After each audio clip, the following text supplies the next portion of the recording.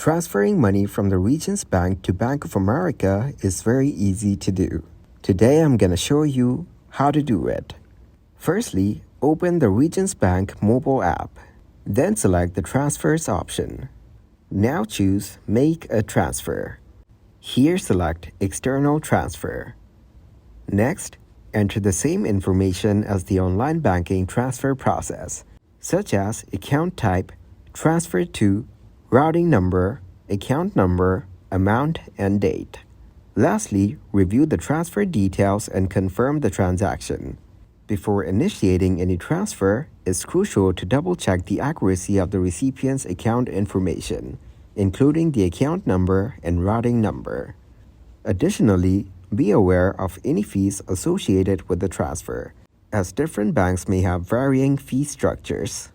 If you encounter any difficulties or have specific questions about the transfer process, it's recommended to contact the customer service of both Regions Bank and Bank of America for assistance.